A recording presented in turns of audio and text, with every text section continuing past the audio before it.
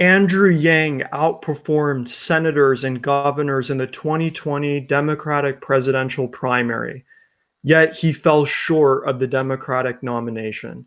Now, Andrew Yang is devoting his efforts to try to win the New York City mayoral election in 2021.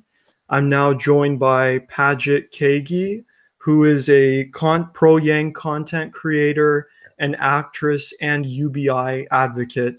Thank you, Paget, for coming onto the program. Thank you for having me. It's a pleasure to be here.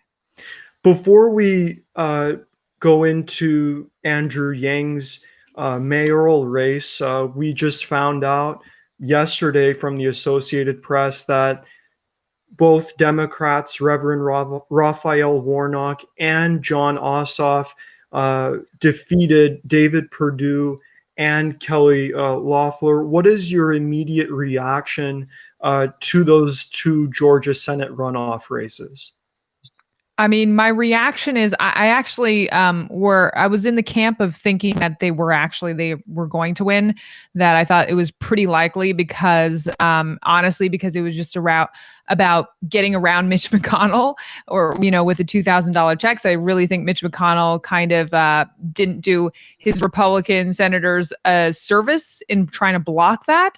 And so I actually wasn't that surprised, but I'm very, very happy that they won. And not even necessarily particularly because I know so much about those candidates and I particularly love them. It's more to do with, looking at the political structure in the political game. It's like now no longer the Democrats can basically say, hey, we're not going to be able to put this through because of Mitch McConnell. Now it's actually going to hold the Democratic Party, whichever party, accountable for what they do, right? They don't have a Mitch McConnell as an excuse to not pass anything.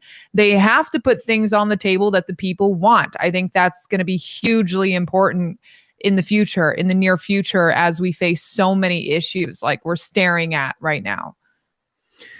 Well, would an argument that may be against what you're saying is that there's no guarantee that, I know that you have advocated for, bigger, greater stimulus checks to American citizens, that there's no guarantee, considering that not all Democrats think the same and there are factions within both parties. That is absolutely correct. I mean, so let's talk about universal basic income, for instance. Now, here's the short-term positive, which I think has to get passed, which is the $2,000 checks, upping it from $600 to $2,000. Too many Democrats have already signed on to that. Too many Democrats have basically said that they are supporting it. Whether or not they actually truly feel that way, it doesn't matter. They've already come out in public and said that they're supporting it, that they voted on it already. So there's that short-term goal, that I think we're going to meet very soon. But you're right. When we're looking at universal basic income, for instance, even if the majority of people want it, when we're looking at Medicare for all, even if the majority of Americans actually want it, there still could be that division between the Democratic Party of, well, we prefer this version of universal basic income. Oh, this gives too much to people who are, making too much. They can, of course, put up a lot of roadblocks. There are factions within the Democratic Party. That's absolutely correct. But at least I think we're going to have the conversations, right? So even if there are factions within the Democratic Party, at least we can actually move the conversations forward. And we aren't just going to have Mitch McConnell as an excuse to not even put it on the table, because, that's because there's no way we're ever going to get any version passed. So to me, I think that is at least a positive, because up until this point, we really haven't been talking about putting these big proposals on the table. And, we need to at least start the conversation. I mean, we really need to get some of these things passed, but I think this is going to help move the needle a bit more.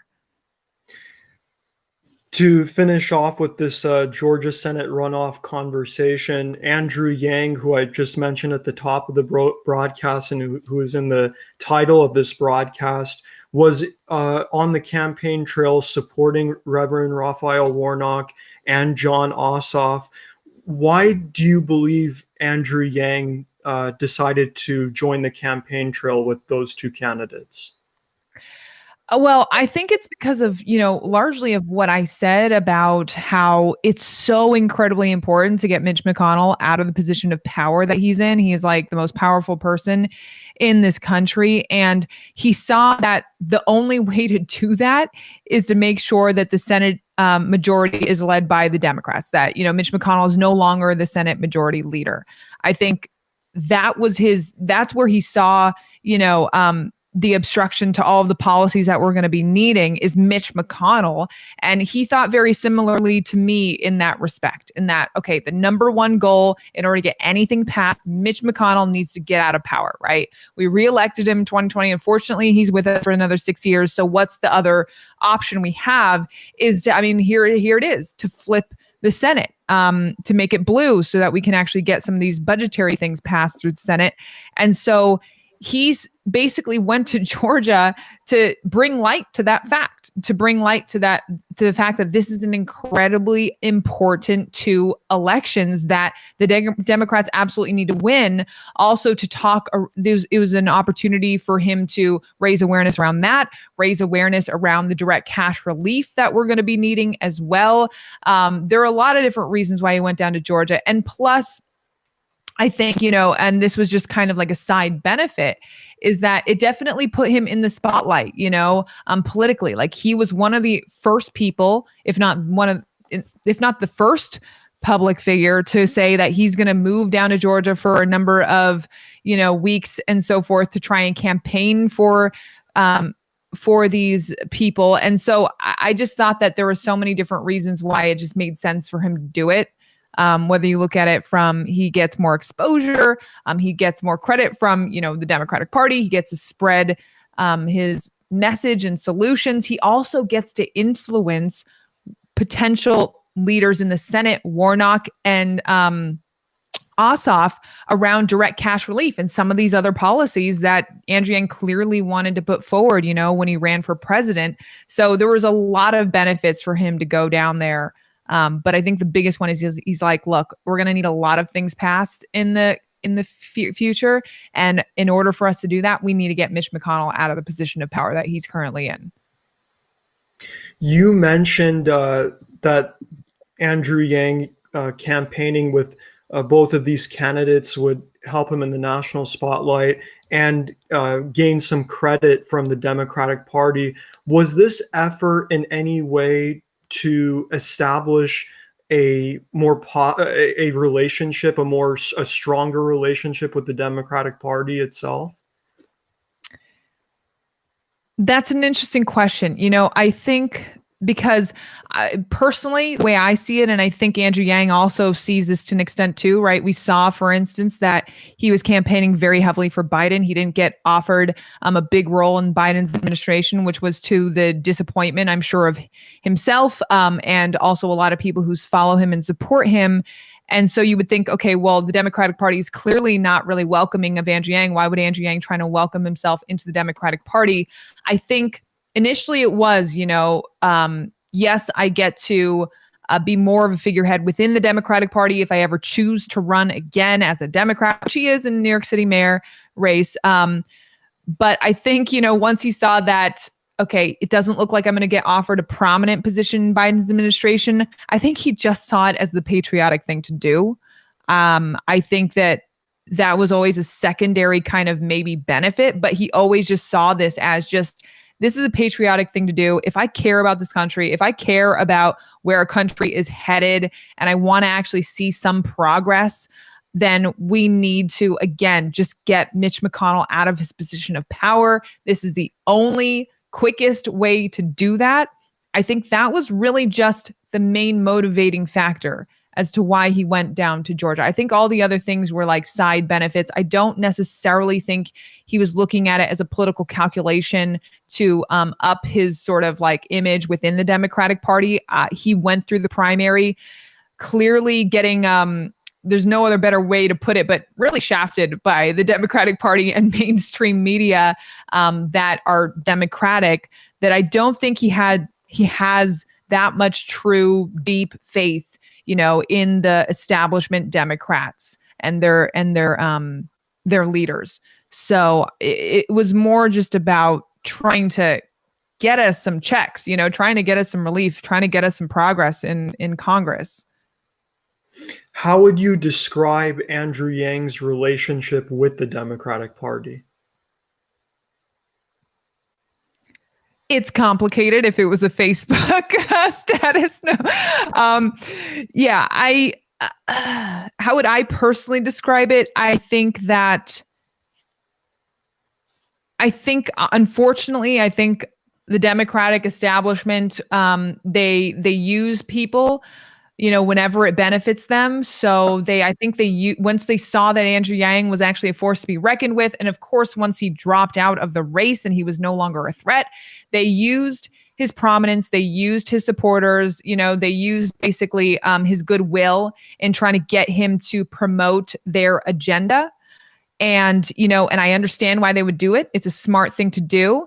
But at the same time, I don't see that much love coming back to Andrew Yang. I don't really see it getting repaid to him to the extent that it should be repaid to him. He campaigned for Biden so hard, right? And he didn't even he could have gotten offered some small position in the administration. Clearly, it wasn't enticing enough for him to want to take it. So it was just really a token offer. And so I would say it's very complicated because that's the best way to sum it up. I do think that they kind of used him in a way, and I'm not really particularly happy about it. So, well, before we transition here, hi Nell, thank you for joining, and also thank you to our other commenter joining from St. John, who's registered through HAPS. Thank you so much for coming in. So you talk about how Andrew Yang's relationship is complicated and in many different ways. We now look forward to the New York City mayoral election in 2021. Andrew Yang has filed his paperwork to enter into the race as a declared candidate. What do you think Andrew Yang's strategy needs to be in order for him to win this election? Honestly, I just see one path, right? If you look at generally like the people who come out to vote for these mayoral races, you don't see the general population being represented of New York City, right? You're going to see a particular kind of person. I don't think that's necessarily going to be the kind of person who would necessarily put Andrew Yang on the top of the ticket. And so I think his only strategy really is to get out the vote. His best strategy, and then I think he would win if he was able to get out the vote for, basically the average person in New York City who might not necessarily care about politics, but likes Andrew Yang. They've seen him, on national television. They voted in the general election. If he could get out the people who voted in the general election to come out and vote in the mayoral race in New York City, I think he would do very, very well. I think he has a very strong chance of winning because they like him. He's definitely he's definitely much bigger than someone like Eric Adams. Not in the New York City, local politics level, but obviously nationally, right? He's a figurehead.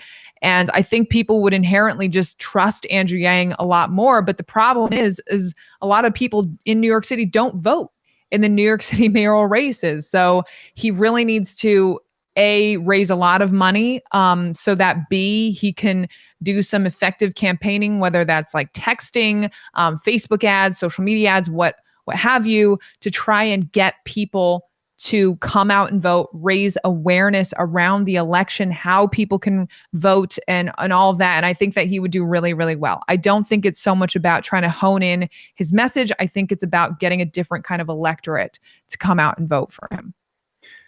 So you think that Andrew Yang's national spotlight will translate to electoral success on a local level? I do, but only if he's able to actually motivate people to come out to vote, the people who voted in the general election to come out and vote in this mayoral race. It's tough. Most people in New York City do not vote in the mayoral race. That's just a reality. So, but I do think that, yes, it will translate. If those same people did come out to vote, I absolutely think it would translate, because fundamentally, Andrew Yang is not a politician. Andrew Yang, people who are familiar with him, they know him as a problem solver. They know him as someone who likes to look at issues, likes to look at the problems presented before him, and then come up with solutions, and that applies on a national level. That also applies on a local level as well. So I think he would be able to generate a lot of that kind of support and enthusiasm and trust. Andrew Yang, as a candidate, has never served as an elected official in New York City. The other candidates, there are some other candidates in the race that have electoral experience and have served in elected office in New York City politics. Why should New Yorkers trust a candidate who has never served in elected office in New York City? It kind of goes back to what I was saying. First of all, let's take the previous mayor, right? People don't have a lot of trust in him. They don't particularly like him. They don't think he did such a great job. He is a perfect representation of the establishment politician on a local level, who gets elected into office because, the people who come out to vote in mayoral races, they like him. They're the insiders, right? They're familiar with New York City local politics. They have all of the answers to all the specific issues in New York local politics. And there's a very small electorate that makes up. And those are the people who come out to vote in those races. Again, going back to it, but that fundamentally isn't necessarily working for the vast majority of the people in New York City. Clearly, they don't think so. I think that it is time. I think people are ready to see something different. And I think Andrew Yang presents a perfect basically candidate to try and welcome something new, something different, something that isn't just going to prove status quo, which clearly isn't working, right? We saw that even in the general election. People wanted to elect Donald Trump because they were just sick of status quo. That also applies on the local level as well. I think people would be very open to electing an outsider, not an outsider to New York City, but an outsider to politics, to see, hey, maybe this guy is actually going to be able to present some solutions that are innovative, right? He's going to be able to think differently and get us out of some of these issues that we've been having for decades that no current politician has been able to address and solve. So I actually think it would be very, very welcome. Of course, I'm supporting Andrew Yang. I'm a supporter of his. Of course, I'm going to be a little bit biased, but I think the reason why I'm supporting him is fundamentally because of what I just described, and I think a lot of people share those feelings. And I think it would definitely apply to New York City. I mean, they need help. They're not doing so well right now. We're getting some comments here. I'm just going to play them on the screen. Nell says Bloomberg never had experience before becoming mayor too. Another comment from Sarah saying elected experience is not a good thing. LOL, that means they are corrupt. And yeah. And okay, I'm going to play one more on the screen from someone here saying this. Hold on one second. Chris, who's a HAPS commenter and broadcaster, he's a Trump supporter and a conservative streamer. He says, I'll definitely support Andrew Yang if no better candidates are there. One of the few Democrats that are a good choice. Thank you for all the comments here on HAPS TV. So when we take a step back and look at, what platform Andrew Yang was running on, it was more focused, of course, on a national platform because he's running for president, even an international platform too, because he has to focus on foreign policy issues. Mm-hmm. Now he's here at the local level in New York City, trying to win. Do you think what are the challenges that Andrew Yang will face in tailoring a platform that applies to New York City instead of a national platform? I mean, that is going to be something that Yeah, I mean, like you said, it is going to be a challenge, right? I mean, if you saw his platform for president, he had over 150 policies, very specific policies. A lot of them, obviously, was all on a national level, right? So I'm very actually interested in seeing what the policy platform he's going to be putting forward, because we know that he's someone of substance. He's not going to just run on platitudes, not just going to run on what everyone else is going to run on. So I'm very interested in seeing the kind of work that he's done to create that platform, specific policies. And that is going to be a challenge. But then again, it's not like any of these other politicians. Okay, and forgive me if maybe I'm wrong. I personally feel like a lot of these politicians, they probably just recycle the same talking points over and over. The same talking points that sound good, on cultural issues especially, but they probably don't get to the heart of the matter that the people actually want them to get to. But they let it slide because not that many people, again, are paying attention to mayoral races. They just don't really vote enough. They don't come out and vote enough in as big of numbers as they really should be. But yeah, I mean, that's the biggest obstacle I see for Andrew Yang, is getting people out to vote, motivated to vote, knowing how to vote in New York City. And I am interested in seeing what his policy positions are. I think it's definitely going to probably include some sort of universal basic income trial, but obviously it has to go beyond that. There are a lot of different, like with the metro and so forth and zoning. There's a lot in New York City. It's going to be a challenge. It's going to be tough, but I think Andrew Yang, he is fundamentally a problem solver. He welcomes those kinds of challenges. He's not just trying to run to be a politician. He's not just trying to run to win. He's trying to run because he wants to win, because he wants to solve the problem. So I have complete faith in him that he has actually done the research. He knows what he's actually specifically talking about, and he's going to present specific solutions to those issues, right? Not just talking points. So while it is going to be a challenge because it's a lot of work, he's going to do the work, and that's going to work in his favor because people are going to see that he's fundamentally different than everyone else. There's been a lot of internal debate that I've been seeing through Yang Gang content creators like yourself about, if this was even the correct decision for Andrew Yang to run for this position. I've been seeing there have been a lot of comments and live streams and videos. If Andrew Yang is not the winner in this New York City mayoral election, what does this mean for his political future?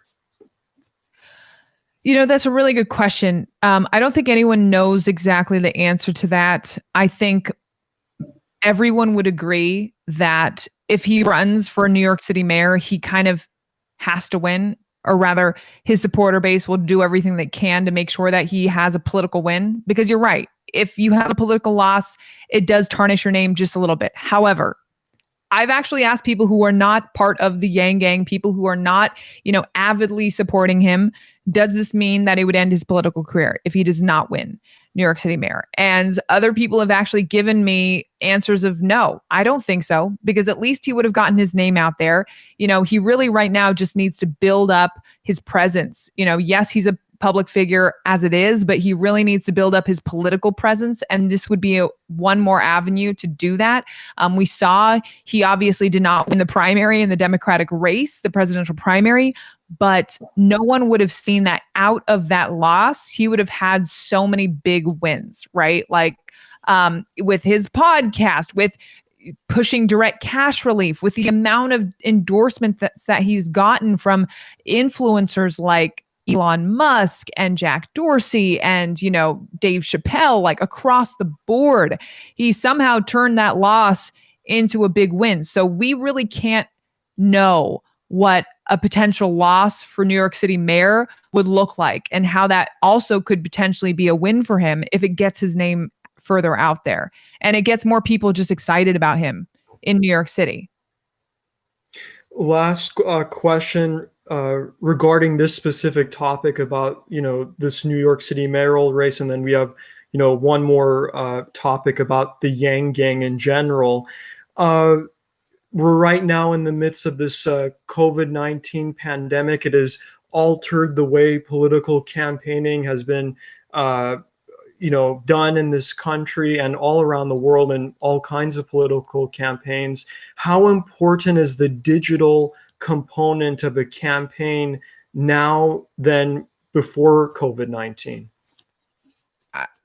I mean, you can't stress enough the importance of it. Like, it's all digital, right? Facebook ads, YouTube is huge. Podcasts are exploding.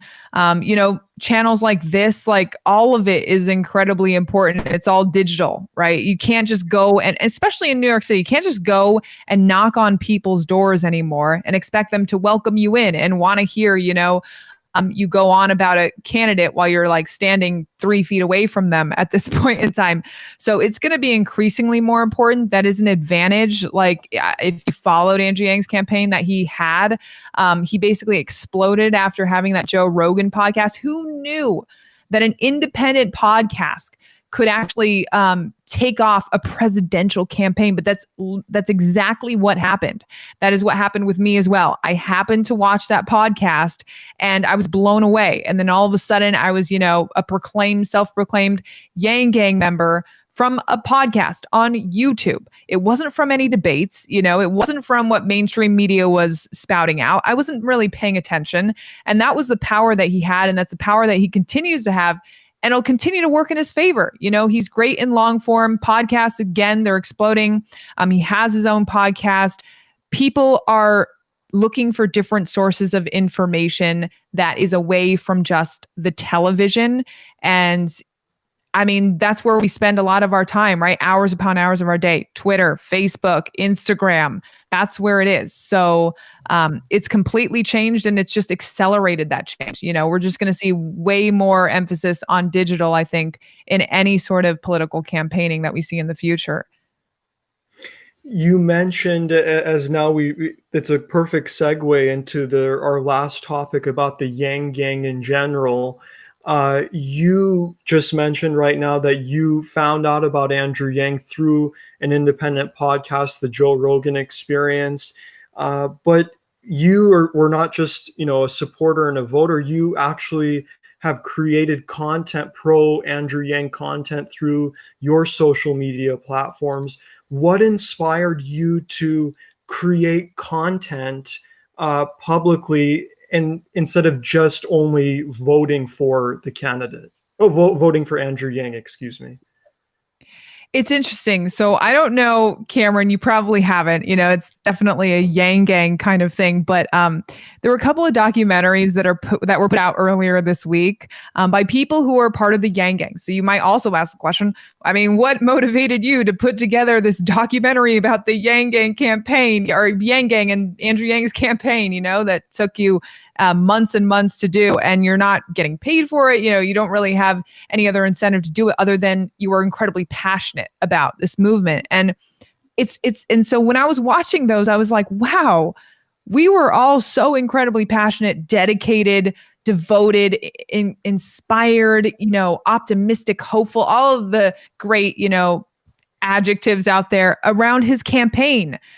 We went to Iowa, right? And hundreds of us went to Iowa to canvass for him. People who never even voted before this, people who were apolitical. And I was trying to understand, how did he motivate us to all do this, right?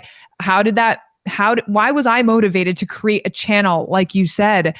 And the only way I can really describe it is when, it's this thing where, like, when you have been fed BS for so long that you just automatically tune it out. You take it for granted. You don't pay it any attention, and it goes in one ear, out the other ear. And I mean, you can entertain it for a little while, but then you're like, oh, that sounded nice, but whatever, forget about it. It doesn't matter to my life. When you hear truth, within a sea of a lot of platitudes, within a sea of a lot of bullshit, it stands out and it hits you. Like, it hits you hard. And that's what happened when I actually listened to that podcast. I mean, I can't believe I'm saying that it was just a podcast, but when I listened to him speak on that podcast, I was like, why is no one else in the political sphere talking like this man here? Like he just made it all so incredibly simple, right? He's just talking about the issues that he's seeing, and he's just talking about solving them with solutions. He's not talking about political parties. He's not talking about villainizing this guy over that guy, right? He's just talking about, here are the issues that I see. Here's how we can solve it. And that's it. And I'm like, and for someone who was apolitical at the time to get really into it speaks volumes, because I'm basically looking at that saying, wait a second, I don't need to get interested in politics and have to wade through all the BS. I can actually be interested in politics and feel like I can change the world.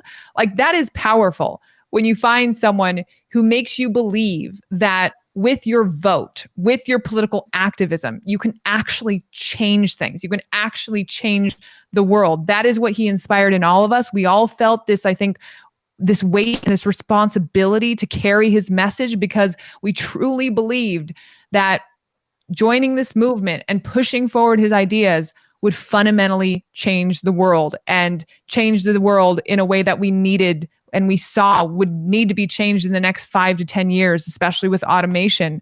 It was just, he just spoke so much truth, and it was just really inspiring, honestly, just in, a whole sea of a whole bunch of BS and a whole bunch of political maneuvering. I don't know how else to really explain it, but we felt like we could change the world. Is the Yang Gang bigger than Andrew Yang? Is the Yang Gang bigger than? That's a good question, Cameron. Actually, you know what? I want to say yes. When he suspended his campaign, I was like, I mean, you guys, we're still alive. We're still, the blood is still pumping through our veins, right? And, a part of us were like, yes, the Yang Gang is bigger than Andrew Yang. And then obviously a lot of people just kind of fell by the wayside, because they were like, you know what, Andrew Yang's no longer running, so what can we do? Here's the difficulty, is that it's not just about universal basic income. It's not just about any one single policy that he was promoting that was on his platform. This is actually, no one has actually asked me this question. And so I'm answering it as it's coming to me right now. I hate to say this in some respect, but it does actually kind of feel like the Yang Gang, we do represent more than Andrew Yang, but at the same time, we understand that there is no one out there who can actually replace Andrew Yang. And I don't say that as like a fanboy loving Andrew Yang so much and just like fanning over him. I say that because we have listened to other people who support his ideas. We have heard them speak. We have heard them talk in interviews, and there is no one who quite understands how it all fits together. And how to piece it all together in a way that, actually helps everybody and doesn't demonize anyone like some other politicians. That I have to say that, unfortunately, I think the Yang Gang is really mostly united behind just Andrew Yang, because we don't see any other alternative that makes us feel satisfied, who kind of meets that criteria that he's kind of set. And I know that's like a really high bar, but that's kind of the conclusion I've come to over the past few months. What is the future of the Yang Gang? The future of the Yang Gang. That's a good question. I am not the person who can basically, say exactly what the future of the Yang Gang is. I know right now we're probably going to unite behind pushing him to his first political win as New York City mayor. I think we're also going to be united in pushing for universal basic income, cash relief, right? As this pandemic has shown us, we absolutely need. We are basically now kind of forced to be able to push certain things that we all agree on, that we all saw during his primary, but now we're like, okay, but now we need it. So we get together. We still trend things around cash relief specifically, not just around Andrew Yang, which was during the primaries. So the future of the Yang Gang is just trying to push forward, some of his policies when we see it's the right moment, and push forward Andrew Yang and just push his ideas and try and also hopefully influence other politicians and other political leaders to carry his platform forward as well if they run for any other office, Congress, council member, what have you, on the local level, state level, national level. It's all important. So yeah, I don't know. The future of the Yang Gang depends on the individual, I guess. We have a Twitter comment. His name is Tales of Joe. Here, I'm going to play it here. Just we're playing a few comments from the comment section. Hopefully it comes up.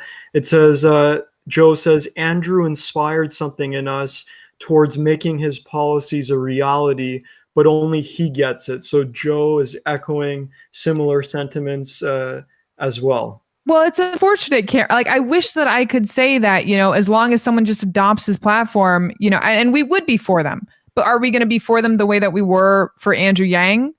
No, we're not, because we see that Andrew Yang fundamentally gets it. He understands why all these policies work together and why they're all needed. I think that, if someone were to take his platform, they wouldn't be able to really articulate it in the way that was originally intended, or they wouldn't be able to understand it in the way that it was intended. And so I would be just a little bit more I would just question them as to, like, well, are you going to be able to implement this effectively? Like, how sincere are you about this whole package of policies? Or are you just kind of taking it from Andrew Yang because you recognize that he is the smartest guy in the room, But of course we would stand behind whoever was promoting his policies. But yeah, I mean, honestly, it's unfortunate, but I haven't seen anyone get it the way Andrew Yang has gotten it. Lastly, before we end this program, is there anything that you would like to add?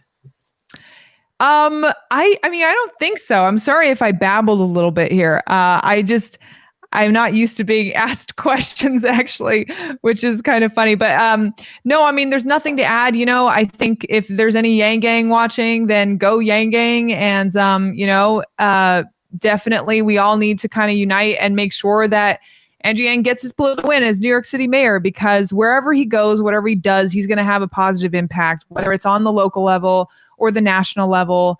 We just need more political leaders who actually sound like him and think like him. So it's all important. Thank you, Paget, for joining the program. And thanks everyone for watching on HAPS TV. I'm Cameron Sadeghi. Thanks for tuning in. Have a great night. Thank you. Bye.